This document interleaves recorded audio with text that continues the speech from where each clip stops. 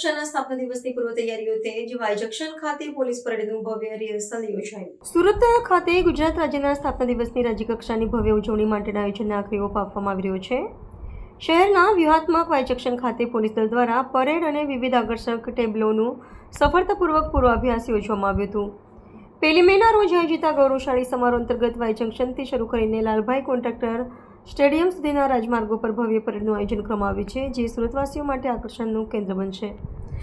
આ કાર્યક્રમમાં રાજ્યના પોલીસ દળની વિવિધ ટુકડીઓ દ્વારા શિસ્તબદ્ધ કૂચ અને સાહસિક પ્રદર્શનો રજૂ કરવામાં આવશે.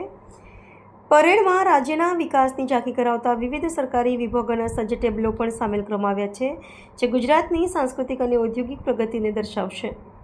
પોલીસ વિભાગના ઉચ્ચ અધિકારીઓ અને વહીવટીતંત્રના અગ્રણીઓની ઉપસ્થિતિમાં યોજાયેલા આ પૂર્વાભ્યાસ દરમિયાન સુરક્ષા વ્યવસ્થા અને પરિવહન વ્યવસ્થા પરની ઝીણવટભરી સમીક્ષા કરવામાં આવી હતી, જેથી મુખ્ય કાર્યક્રમ નિર્વિઘ્ને સંપન્ન થઈ શકે. ગુજરાત સ્થાપના દિવસની આ રાજ્યકક્ષાની ઉજવણી સુરત માટે ઐતિહાસિક ક્ષણ બની રહેશે, જે પ્રદેશના શૌર્ય અને અસ્મિતાના દર્શન કરાવશે.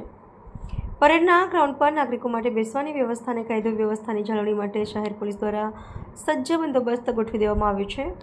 વહીવટીતંત્રના મતે આવા ભવ્ય આયોજનથી નાગરિકોમાં રાષ્ટ્રપ્રેમ અને પ્રાદેશિક ગૌરવની ભાવના વધુ પ્રબળ બનશે.